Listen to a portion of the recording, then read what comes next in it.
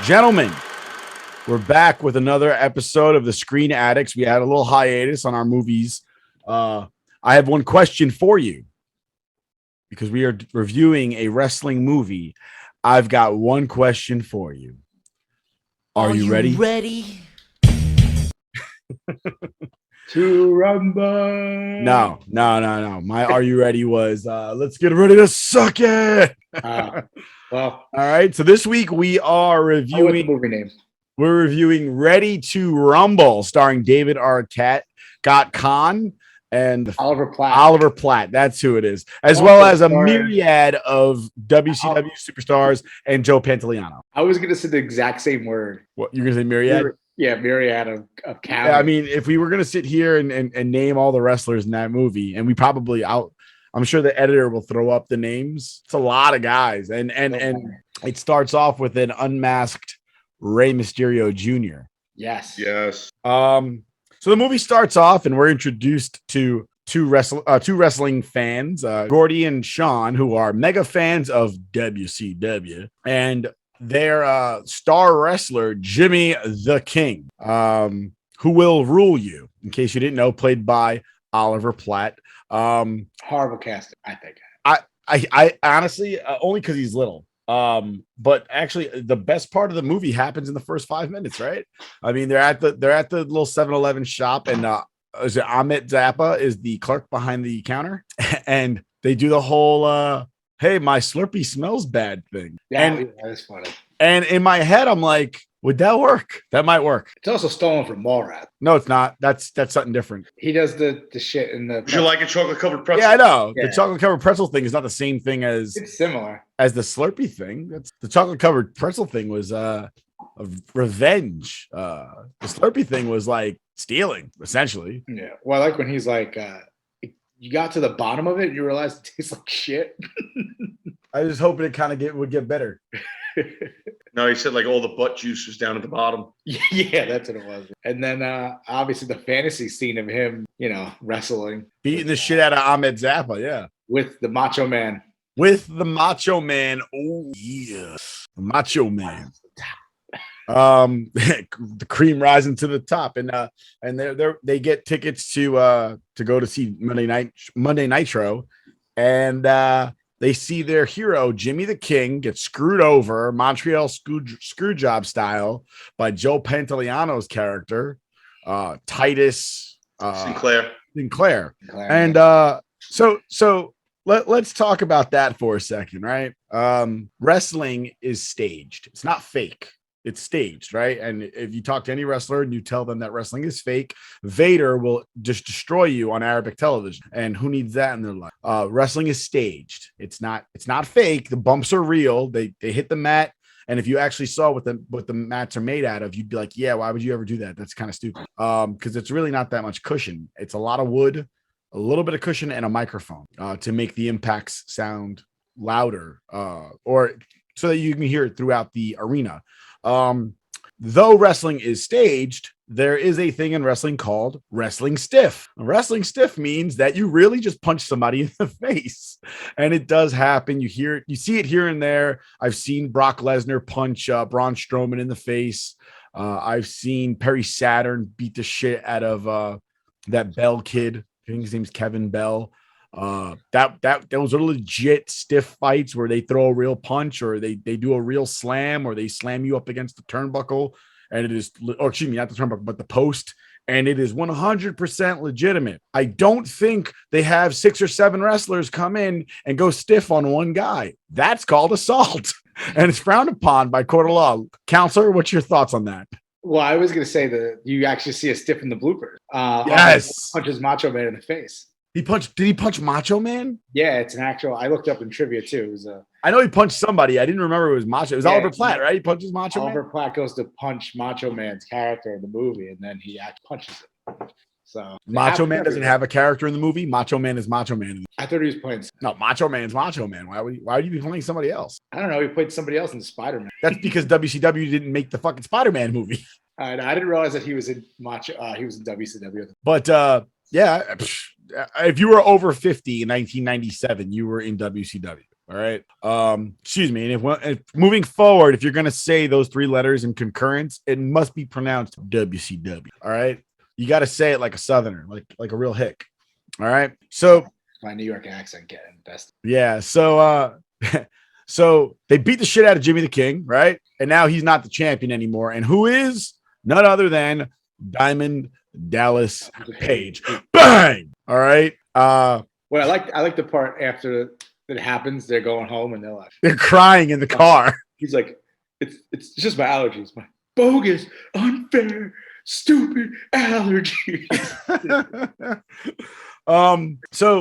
So it's funny that I actually found a notebook from when I was in like 6th grade where I was so upset that the New Age Outlaws lost the tag team championship on Monday Night Raw that in the notebook it's like, motherfucking guys can't believe they lost the fucking belts. I was so mad. I wrote it like 10 times too. So you can relate to Gordy and I Sean. can totally relate to Gordy and Sean. Because he kept a journal about WWF and WCW. No, it wasn't a journal. It was my notebook from school. It was a journal. It really was. It was like my math homework, and I was supposed to be doing math, and I was sitting there thinking about wrestling. A rainbow and a unicorn on it. Oh, stop it! Rainbows and unicorns are amazing, and you know it's not true at all. It's not a unicorn. It's a horse with a sword on its head. No, it was my school book. So a narwhal is an attack dolphin. Exactly. No, it's my school book. I wrote in the margins, like, you motherfuckers, I can't believe you lost. Should have probably paid a little more attention. Yeah. I'd be a rocket scientist if I'd only paid attention more in 6th grade math. So there's a little blooper right there when they flip over their shit thing. I don't even know what to call it. The fucking the septic fucking thing. At one point they're covered in shit. Truck.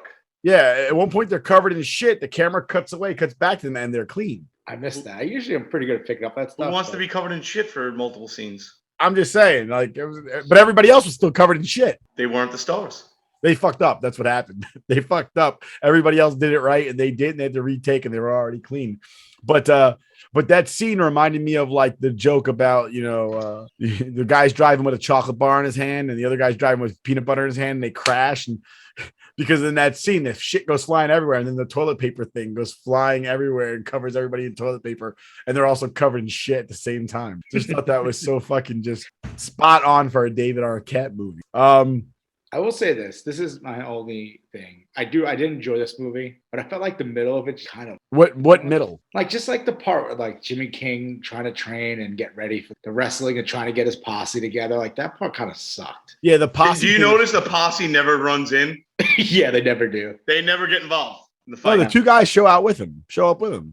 But during the thing where DDP's guys run into the cage, and then you have Goldberg show up with Booker T and a couple other guys, Jimmy the King's posse never runs in to get involved. I gotta say, my favorite scene in that whole thing is like Sting comes up.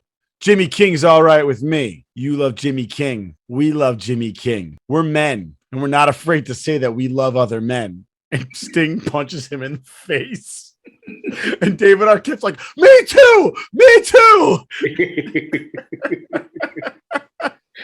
It was so bad. It was good. I loved it. I'm a big Sting fan. So watching Sting, seeing him young and like in his prime and doing his thing, I always thought that was great. Just that one scene. See, like I think like from what Rook said and you said, I think Oliver Platt was a great cast for it. I think he played the comedic role perfect. The out of shape guy that shouldn't be in the wrestling ring. I mean, when they go to his trailer and he's sitting there in a dress and a wig, I was gonna get to that. You know what I mean? And then he's like, since my parents died and my son's bound to a wheelchair, it's like, we met your parents. They're still alive. And you stole their RV.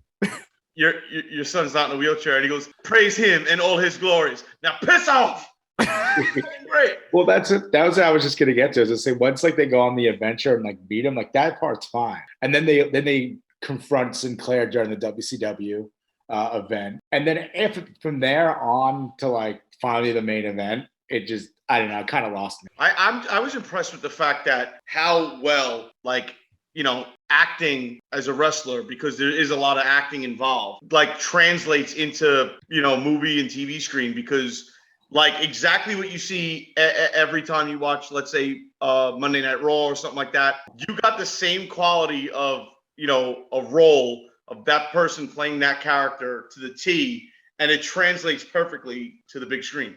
Well, it's one of those things where I can't remember what I was watching recently, but the overall thing was like, listen, we do our shows live. You don't get a second take. Yeah. Like, you need to do it right now, and that's it. Like, either you do it right now or don't do it at all.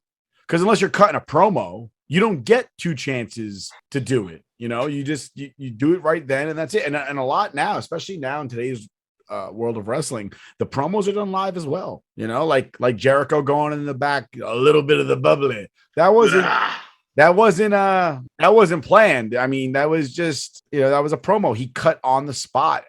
Because a lot of times lately, you cut a promo, they get into a fight, and the fight spills, from backstage to, the front of the house, and it's live, So I think about Jericho. Do you ever see when the wrestler came out and Mickey Rourke was talking about it and promoting it, and he kind of made the comments that wrestling is fake and whatever, and Chris Jericho, I think it was on like CNN or something like that, and they had Chris Jericho on with Mickey Rourke, and he's like, I'd like to take exception to Mickey Rourke saying that it's easy and it's fake and stuff like that. Like, if he wants, I'll challenge him to a fight right now, and I'll just beat him up and down the street. I was dying. I was like, that's Chris Jericho. It's like, that's him. Mickey Rourke was in a wrestling movie, The Wrestler. That's what I just said. What we just said. Where have you been? His eyes were closed. I was sleeping. Dude, thanks for showing up already drunk, Billy Joel. He just crashed into his neighbor's house with his car. For the fifth time. This is water in my cup. It's the worst part. So they finally get, by the way, did anybody happen to notice the John Cena cameo? Yes. No. So when they go talk to Goldberg, there's a guy on the hell's the machine called? It's a peck machine. Yeah, like the and you're peck deck. There you go. There's a guy on the peck deck. It's John Cena. It's John Cena. That's who it is. TJ couldn't see him, and he's got a. True. He's got a blonde mohawk, and he's standing behind, or he's sitting rather behind Oliver Platt. John Cena. It's his John first Cena's movie. First movie, but it's no speaking role, so no one knows that. No one knew it was him. Oh no, yeah, he's got bleached blonde hair. He looks like Sting. Like the old Sting, not the new Sting. And for you young kids out there, when I say the old Sting used to be like this blonde-haired surfer dude before he got all like crow and emo. He used to look like Sting, the singer. Nah, I'm joking. But wait, let me see if I can pull up the scene. Kind of like a Sterling Steve Austin. Yeah, kind of. Yeah, kind of. Yeah. The Hollywood Blondes, yeah. Him and Brian Pillman. So a couple of things that caught my eye. Martin Landau as Sal Bandini. Want to wrestle? And in my head, I'm like, Jesus Christ, was Martin Landau ever not old? He's like Wilford Brimley. I'm like, years of tape of Wilford Brimley, and he's always 80. I looked up the other day. I was just like, didn't Martin Landau die by the time this movie came out? And I looked it up. 2018. I looked it up. Yeah, he died in 2018. I'm like, how the fuck did that guy live so long? And like, I don't know how old he was when he died, and I'm not trying to make light of the fact that he's dead, but I mean, I don't feel like he was ever young. He must have been like 200 when he died. Like, that guy was born old. He was 89, but he looked like he was 89 when he was 69. So, I mean, I don't even know what to do with that, but my grandmother's older than him. She looks better than that. Yeah, I remember looking at that and being like, but I think my two favorite things about this movie, the Sting scene, and can anybody say Nitro Girls? Because I was sitting there going, damn, the Nitro Girls were friggin' hot. And Shawn Michaels married one of those girls. You know where my brain went out when I saw Nitro. What's that? Night Nurses in Jersey. Night Nurses in Jersey. They're on the turnpike and ready for love. Yeah, the redhead was very attractive. She sits next to Martin Landau at the end. I like the Asian one. And that was Booker T's wife. Oh, was it? Yeah. Yeah. What's her name? Charmel. She's sitting in the hot tub with Martin Landau in the end. Well, fun fact about this movie was that apparently everyone who was in this movie that was WCW worked for WCW besides Oliver Platt and Joe Pantoliano. Well, WCW produced the movie, guy. I know, that's what I'm saying. That's why it's like interesting that they have like, it was like the real Nitro Girls in the movie. Like normally, like if you didn't, if it wasn't produced by. Well, duh, because then they wouldn't have had the rights to do WCW shit. Got news for you. most of the wrestlers that were in the WWE movies work for WWE. No, I know. Guess what? All the people that play in this NFL football game belong to the NFL.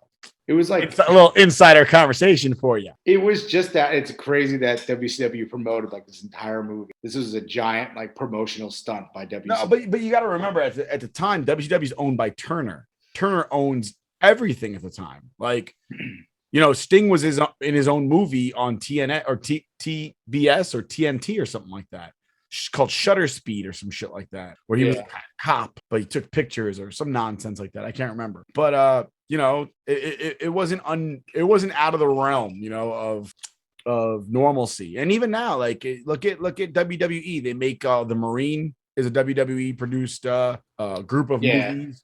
Yeah. You look at Fighting with My Family, that was critically acclaimed and that was produced by WWE. That was a good movie. So isn't that the one that Steve Austin's in? Where it's like yes, like I know what you're talking about. Steve Austin is in a WWE produced movie. Yes. Oh shit. Where at the end, like isn't it like an island or something like that? They're all like fighting whoever survives. Or something like that. Yeah. I can't remember the name of the movie, but I'm pretty sure that was WWE production. It was absolutely, but they made a lot of movies. But I do think that you look at some of this and you see some of these wrestlers, you could actually probably play that game where you take a shot every time you see a dead wrestler and get pretty fucked up watching this movie because Macho Man's gone. Kurt Hennig is in this movie. He's gone. Sid Vicious dead? No, Sid Vicious is still alive. That's Perry Saturn. Perry Saturn's still alive as well. I assumed everyone. Why are you trying to kill these people? They didn't do anything. Bam Bam Bigelow still around? No, he's dead. Bam Bam is dead. Yep. Thank you, TJ. Naming people who are actually dead. So you know what I forgot watching this movie is how attractive Rose McGowan used to be.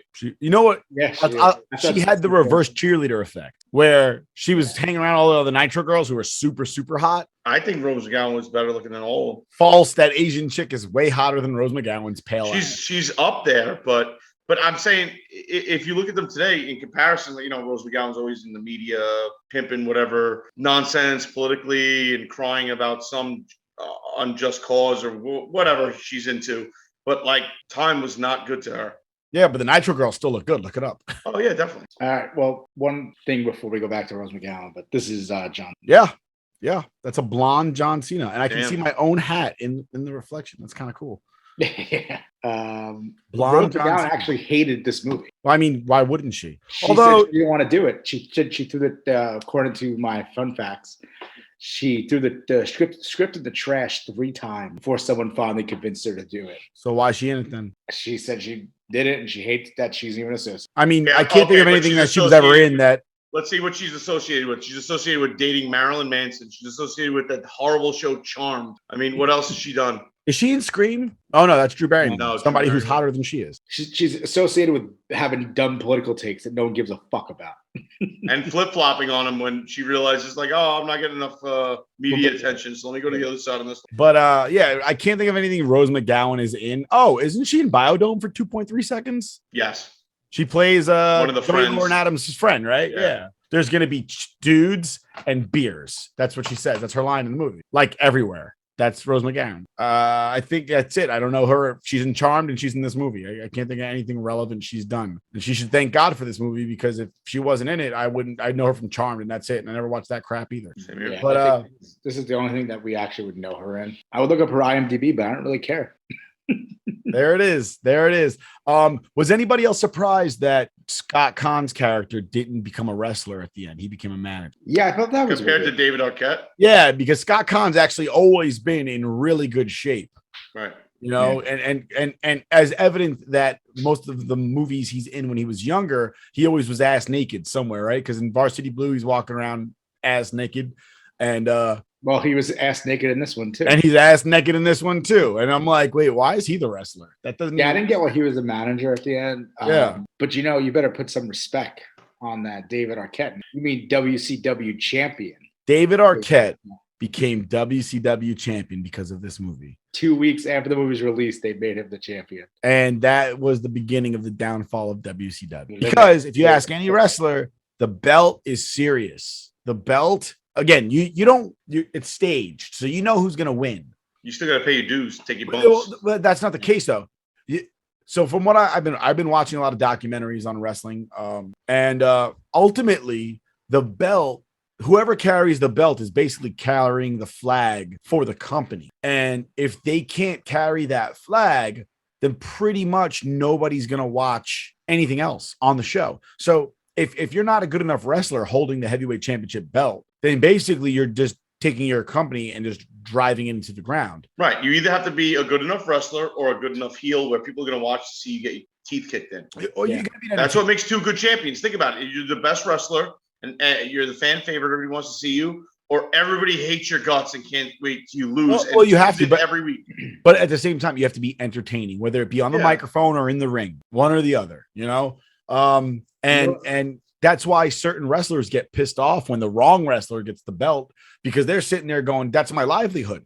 If he can't carry that belt for the squad, then no one's going to watch me wrestle. And then I can't pay my bills, you know? So a lot of wrestlers were pissed off that they made David Arquette champion because they felt like it was a joke. Yeah. Jumping the shark, trying to save their company. And then the company went down anyway. That was like the beginning and the end, basically. Jumping the Shark is a reference to Happy Days, for those who don't know, where Fonzie literally jumped over a shark on skis in a leather jacket. Jackass did it this year during Shark Week, and the guy missed jumping over the shark on a wakeboard and got bit by a shark, which kind of reversed the jumping the shark, angle of that statement, because that was entertaining as shit. That's the first time I've ever watched Shark Week and somebody was screaming, "We need a fucking tourniquet." They said, jumping the shark. We're taking it back. Yeah. That was the whole plan. The guy's like, I'm going to get bit by the shark, so jumping the shark is cool again. Dude, it ripped his arm. But they were just freaking out. But the end of the movie was like, this ain't fun anymore. The end of the movie, it's like some point you're 50 years old. What the fuck are you guys doing? Wait, listen. When everybody's 50 years old and sober, everything hurts again. So the end of the movie, they're on the three cages. Yeah. And I remember watching, that was a real thing. No For those of you who have not watched wrestling in the 90s, that triple cage shit was real. They actually had that. But it made no sense. I don't know how you... I didn't know that. That's a real thing, Rook. Because I never watched WCW. I would watch an hour of Nitro and then flip over to Raw. Because I did like Sting. Jericho was in WCW. A lot of the young guys that were in WCW made their start in WCW, but they never got a push. So they ended up going to WWE and then got their big push. Because guys like Ric Flair were holding them down, being 100 years old and still wrestling in his droopy drawers. So guys like Eddie Guerrero and Chris Benoit and Chris Jericho and countless others, Rey Mysterio Jr., countless others didn't get their push because we had to watch fucking Kevin Richardson and Ric Flair wrestle at 90 years old and watch Scott Hall, Lex Luger and Scott Hall, and watch Scott Hall and Nash, who weren't old at the time, but they were too drunk and drugged up to actually wrestle. So they'd show up once. They'd show up once per evening and go and interrupt somebody's match and just beat the shit out of them, spray paint NWO on their backs, which is why the big names at the time in WCW aren't in the movie, because their contract said that they had to get paid more money for it. So all the people in the movie are what we know as big wrestlers now, other than Macho Man. Those guys are big wrestlers in our heads now. But at the time, Rey Mysterio Jr. was nobody. Perry Saturn was really nobody. They were the extra guys. They weren't. And DDP didn't get his push until after that. Right. Oh, DDP was like, he was on his way up. Mid-tier. Well, you got to look at the guys that are in the movie are the people that were always in WCW, except for Macho Man. Right. So Sting and DDP were always in WCW. So their contracts were like from developmental, you know, so their contracts weren't as ironclad as Nash, Hall, and Hogan. Those contracts were so ridiculous that it ended WCW. That and along with this movie, and Vince Russo. But I do miss that whole triple cage thing. That was kind of dope. It was dumb. It was like a Hell in a Cell with a cage on top of it. It was like 3 Hell in a Cells, honestly. But like the whole thing is like in the movie, that's not how those matches actually went, because there was no floor once you got up to the next tier. There was a hole there. No, there was a floor. No, there was no. There's a hole where they had to climb into. They had a little flat that would go over it. Seems dangerous. I mean, they both climb into that third cage, and then all of a sudden they're wrestling right where they climbed in. I didn't see anybody move a flap. Also, doesn't he throw him through there and then climb? And then he's still standing on it to get the belt. Yes. Yeah, on the ladder. Yeah, that was it. Listen, guys, don't knock it, okay? Don't knock it. Great. Oh, It's a great concept. Speaking of people who were going to be in the movie, was going to be Eric Bischoff, was going to be Titus Sinclair. Yeah. But he got fired before filming. Yep. And Joe Pantaliano can't be happy about that movie. He's done so many much better things. I mean, he's probably done some worse things like Daredevil too. How dare you? Daredevil's a great movie. Say so, pal. But I think we can all agree that this is a little fun for our generation because it's the old wrestlers and it's one of those bad campy movies but it reminds you of being a kid and watching this crap and going like, wow. In retrospect, I can't imagine in my head how old Gordy and Sean are supposed to be. I'm assuming they're in young 20s. I would hope they're like 19, 20 years old, even though they look like they're 30. Yeah. But 23. But if they're 30, it's a sad movie at that point. If they're 20, it's like, eh. If they're 30, it's sad. I actually make it better. I doubt. No, I disagree. If they're 30, that is just sad and pathetic. Not that they like wrestling, that they like wrestling so much that they think it's like legitimate. But that's like I have friends that love wrestling. Pat loves wrestling. Matt loves wrestling. Ruben loves wrestling. They know it's staged. Yeah. My favorite part, along with, the Nitro Girls and Sting, is the part where he goes, you all know it's fake, right? It's a big circus show with a bunch of clowns. A little bit of dancing. Yeah. And they don't get it. They're like, why would you say such a thing? They just didn't get it. So Nick, get out of my trailer, you freaking morons. So at the end of the movie, when he comes in, David Arquette comes in with the motorcycle and his new alias, the Law. Do you guys like that? I did. I actually did like it. Too douchey for me. I kind of liked it. I liked it. Way too douchey for me. The Evel Knievel jump from fucking 400 feet away. That ramp is like 2 feet off the ground, and he makes it into the ring. Actually, in AEW, that would actually work because AEW sometimes, for whatever reason, they have a ramp that goes all the way up to the ring. So it's not really a ramp. It's just like a elevated track that goes into the ring. WCW didn't have that. No, they did not. They had no ramp. The ramp went down. He wouldn't go. How would he get up? I don't know, dude. What was the catchphrase? Wasn't like the right to remain silent or something? I will bust you. I will bust you. Yes, because I will rule you. Crown us. Crown us. King. Crown us, king. I gotta say, he threw him in that sharpshooter really fast. Yeah.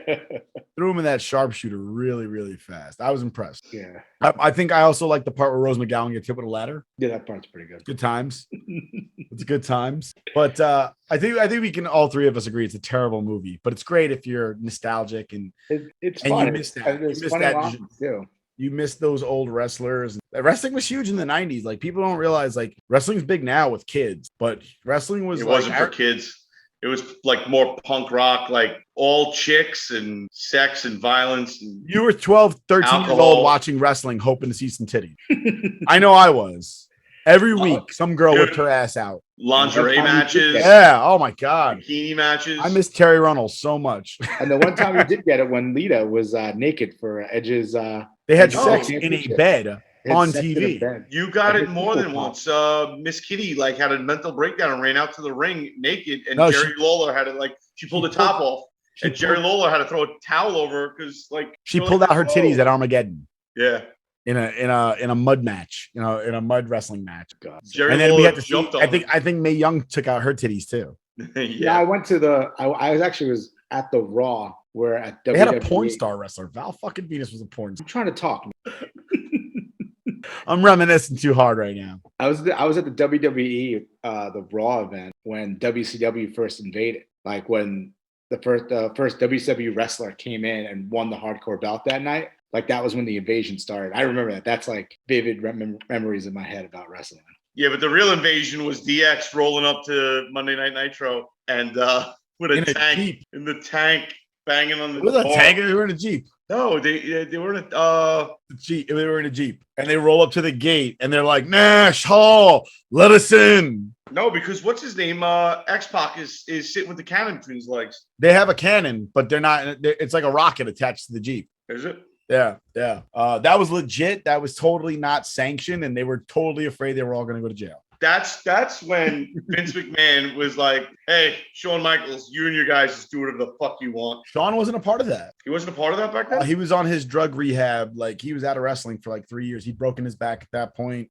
Triple H was running DX at that point because Shawn wasn't a part of DX when New Age Outlaws and X-Pac came through with China. Well, he was there with China, but he wasn't there with the New Age Outlaws and X-Pac. That was like Shawn left, and then the next day they brought X-Pac on because Shawn hurt his back. And then he went on his drug thing and fell off the deep end and disappeared from wrestling for like 3 years because he showed up drunk and told Vince off and told off Triple H, and it didn't go well. And then he had to like do a whole bunch of they didn't talk for like 2 years or whatever it was, and then he had to do a whole bunch of mea culpas for him to come back. But yeah, wrestling was big. I mean, the competition was legitimate. It was a lot of hatred, and there was a lot of hurt feelings, and a lot of fucked up shit went on at that time in the wide world of the Monday Night Wars. And I feel like this movie is like where WCW tried too hard. It's the Sisyphus thing, right? Where you push the wax ball up the hill and then you push it too far and it fucking goes plummeting down the other end. And that was this movie. This movie was Sisyphus trying to push the wax ball up to the mainstream and just fucking down it went to Vince fucking Russo and Hulk Hogan laying down and giving up the fucking championship to Jeff Jarrett or some bullshit like that. And Jeff Jarrett, no acoustic guitar was safe. He stole that shit from Honky Tonk Man. How you look that up? I actually did a fact check. Rose McGowan was in Scream. She played David right? Arquette's sister. She plays whose sister? David Arquette's sister in Scream. That's right. They're in the movie together there as well. And she's the one that dies in the garage, I think, isn't That's fucker. Yes. Okay. I was like, she's in Scream. I'm pretty sure she dies. Yeah, she throws a beer bottle at one of them, either Skeet Ulrich or Matthew Lillard, and screams, fucker! And then she gets caught in the doggy door, which I'm not sure if that was an allusion to something else, like her being a bitch, but she gets caught in the doggy door, and then he raises the doggy door, and she gets crushed, which doesn't seem like that's possible, but whatever, you know. I don't think it would kill you. Say again? So I don't know if that would kill you. I don't feel like the garage door is strong enough to lift a human person. That's Because didn't they make a joke about that in Scary Movie where like I went to go do the same thing and she was too fat and it brought down the entire garage door? Well, I like to say this too. There's not many fun facts. I mean, we pretty much went through all of them. For Rotten Tomatoes, just to give that up, 23% critic score and a 52% audience score out of 25,000 plus ratings. Really? 52% audience? I'm surprised it got that high. I'm legitimately surprised. I think that's low. I figured there'd be a lot more people who enjoy this movie that would give it a little bit higher than 52%. Especially, I enjoy the movie for like nostalgic purposes. I would never recommend this movie for somebody to watch. And it says if you like this movie, you'd also like The Crew. I don't know what that is. Sugar and Spice. The Crew, like the TV show, The Crew. No, it's a movie called The Crew. There's like 4 old guys. And then Sugar and Spice, which is the one with the cheerleaders, Rob Banks. Is that Rose McGowan? I believe it is. Is she in Jawbreaker? I'm gonna look up right now if she's in. And is Martin Landau in this Crew movie? 4 old guys. He might have to put money down. But let's talk about some of the actors in this movie, right? Other than Rose McGowan, who really never did anything. Joe Pantoliano has a pretty decent career in multiple movies. I mean, he's in one of my favorite 80s movies, Running Scared, as Snake, starring Billy Crystal and Gregory Hines as Chicago PD. Obviously, he's in the Bad Boy movies. He plays Ralph Cifaretto on The Sopranos. He's in The Matrix. Yeah. What did he play? Tank or something like that in The Matrix? No, he's the one who portrays the first one. Right. But I mean, he has probably one of the funniest scenes in the movie. It's like, I want to come back as somebody important, like a politician or an actor or something. And then obviously David Arquette was in Scream. When that came out, was a big deal. Eight-Legged Freaks. Say again? Eight-Legged Freaks. Yeah, he's in quite a few movies. Scott Caan. He's in Varsity Blues. He's in Ocean's 11, Ocean's 12, and Ocean's 13. He's on Hawaii Five-0 now, so he's doing some stuff too. And Oliver Platt did a myriad of movies, to include, but not limited to. He's in Sister Act 2, I believe, for like 10 seconds. Dr. Dolittle. He's in Dr. Dolittle. He's in Chef with John Favreau. And that star-studded cast. Oh yeah, he's the critic, right? He's the critic, and I think he's. You're not getting to me. You're not getting to me. I think he's on a hospital show recently. I think my wife watches him. Oliver Platt, I'm pretty sure, died recently. Yeah, he's on Chicago Med. Oliver Platt's still alive.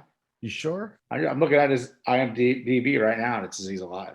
Maybe I'm confusing him with the guy from Designing Women. I am. I'm totally confusing him with the guy from Designing Women, who actually is in Sister Act 2, and he plays Joe Loop in Be Cool. I mean, Nick Napper's cool. killing people off too early. Yeah, man, my mistake. I'm sorry. Mea culpa, Oliver Platt.